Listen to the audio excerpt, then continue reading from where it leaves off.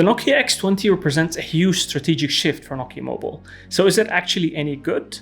Let's find out. PS, for more Nokia related content, don't forget to subscribe.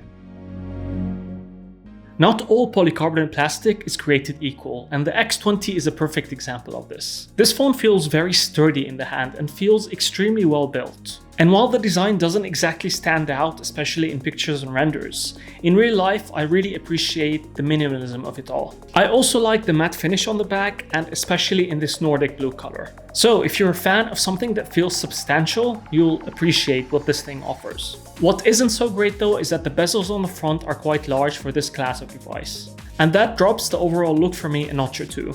You might also care to know that this phone is made out of 91% recyclable materials according to Nokia Mobile, which is something that I really appreciate. The front has a 6.67-inch Full HD IPS LCD display, which houses a centered hole punch camera. The display itself offers nice punchy colors, good contrast, excellent viewing angles, and quite dark black levels. But it's definitely not class leading in any way. Sadly, the refresh rate is still limited to 60 Hz, so it's not as smooth looking as some of its rivals. And the black levels aren't as good as an OLED display. I would have personally really liked to see an OLED display on the X20, even if that comes with its own drawbacks. Sunlight readability is on the good side though, and you shouldn't have problems viewing this display outdoors. The display also has HDR10 support and works quite well for watching movies or checking out my face on YouTube. For some reason though, there is no pure display tech on this phone, but I don't really miss it to be honest. The phone tends to automatically push more punchy colors when you're watching videos or checking out pictures. There's also one lonely bottom firing speaker on the X20, which happens to be quite loud and remain of good quality even at higher volumes. But it can still easily be blocked depending on how you hold your phone. Another Nokia phone, another Android One device. This one comes with Android 11 out of the box, which is a near stock lightweight experience that completely relies on Google for basic services, such as the dialer app, messaging app, and the photo gallery. So here are Nokia Mobile's contributions to the software. A camera app that comes with pro controls as well as many other options. Cinema mode for advanced video controls and a 21:9 aspect ratio. Zeiss video editing tools that enables you to add flares to your videos. My phone app in case you need support. Swipe down for a notification bar when you're on the home screen. Display white balance controls. Double tap to wake up the device. Always on display that shows you the time and the date and the weather on your lock screen. Pick up to view time and more gestures. Nokia is also promising 3 years of OS updates, so in theory, the X20 should go all the way up to Android 14, alongside security patches that matches the same time frame. So that's definitely a bonus. But whether you're a fan of Android One or not, I'm gonna leave that up to you. So how does this phone perform with the Snapdragon 480 5G processor and 8 GB of RAM? It actually breezes through day-to-day tasks without breaking a sweat. I now understand why it was codenamed Quicksilver. Funny enough, what might have been perceived as its biggest weakness turned out to be one of its biggest strengths in my opinion. It pretty much matches any device with a Snapdragon 700 series processor, except for the 765. For a more in-depth look at the performance of the X20, you can check out my dedicated performance review. Oh, and shout out to the haptic engine on this phone. It is excellent and works very well for typing as well as throughout the whole interface. As for gaming, the Adreno 619 is definitely no slouch. I tested Call of Duty, PUBG, Forza Street, Asphalt 9, and Dead Cells, and they all ran pretty smoothly on high settings with no issues. But best of all, the phone managed to keep very acceptable temperatures even after 30 minutes straight of gaming. So that tells me that the thermals on the X20 are definitely doing their job. The phone comes with a quad camera setup on the back. But the party stopper is definitely the 64 megapixel main camera, which is a Samsung ISOCELL sensor. The picture quality produced is very clean in daylight, and the dynamic range and the level of details is good. But the absolute best thing about this phone's camera in daylight is how balanced the image processing is. The photos aren't over-sharpened like a lot of other devices in its class, and the HDR has been tuned really well. I would completely avoid tapping on a subject to brighten it though, because that tends to make the phone choose very high ISO settings, which adds unnecessary grain to the image. Sadly, the ugly side is in how inconsistent the image processing in night mode is. Sometimes in night mode, the phone pushes the HDR levels way too high, and that really doesn't do it for me. This inconsistency pushed me to use Pro mode in low light situations, and the end result was me being a lot more satisfied with the image quality. So this tells me that the camera is really capable, but it needs a lot of fine-tuning for the night mode to be perfect. I really hope this gets addressed in an update. Till that happens, you can always rely on Gcam for more consistent low light results. Anyways, if you'd like me to create a dedicated video talking about the camera, let me know in the comments below. The 5-megapixel ultra-wide camera is, as expected, a letdown when it comes to the resolved details.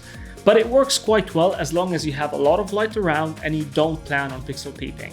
It, alongside the fan favorite 2-megapixel macro camera, continue to be just usable for social media where you don't have to zoom in at the images at all. I think for me, the lack of a higher quality ultra-wide camera is possibly my biggest complaint with the overall cameras on this phone. As for the 2-megapixel depth sensor, it does its job really well with subject separation in portrait images, and I just found the pictures to be satisfactory. The 32-megapixel front-facing camera also captures satisfactory images and has good subject separation in portrait mode. Nothing more to add to it really. One of my biggest gripes with the X20 is that it doesn't support 4K video recording. Thankfully, the 1080p video that it does produce is actually quite good. Software stabilization is excellent and the audio quality is great thanks to Ozo Audio. Just make sure you avoid touching the mics on the bottom and the top of the phone for the best, cleanest audio. The video from the front-facing camera was also quite good and offers the same great audio quality.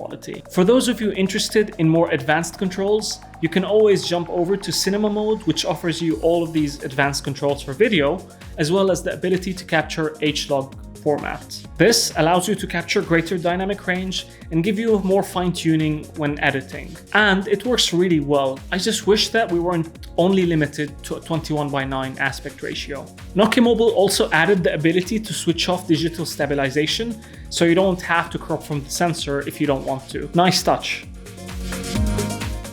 As for call quality, I found it to be satisfactory. I tested it in a loud environment and the caller said that I sounded clear to them and they sounded clear to me. I just wish that you can increase the volume a tad bit more in a call. I also had no issues with signal reception even in tricky areas. The phone also has 5G and the speeds that it can reach are quite crazy. We might not fully appreciate this at this moment, but it's definitely a nice thing to have for future-proofing the device. I'm happy to report that the battery life on the X20 has been excellent. The processor, as well as the decently sized 4470 mAh battery capacity, means that you can get between 7 and 8 hours of screen on time.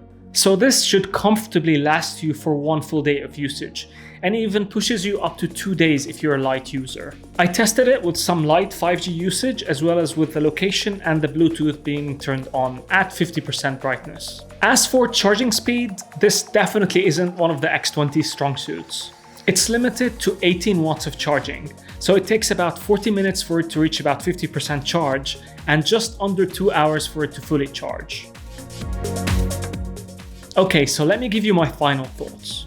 In my opinion, the Nokia X20 achieves the goals that it set out to achieve. It offers a durable smartphone that is built incredibly well, that you can probably keep for a long period of time thanks to its performance, 5G, and software support. It tries to win over your emotions with the way it feels in the hand, how it looks, its excellent battery life, its good main shooter, as well as its excellent software optimization. It does that in a package that's environmental friendly, if you care about that, of course. The question is this what you are looking for? The competition is very fierce in this class, and there's probably something for everybody. If you really want 4K video recording, an OLED screen, and faster charging speeds, there are definitely other options out there. I'm just personally glad that the X20 offers a different approach for people who value quality and experience and aren't too fussed with the specs. If this sounds like you, then you'll really appreciate the X20 and its minimalism. If it doesn't, then well, there are plenty of fish in the sea.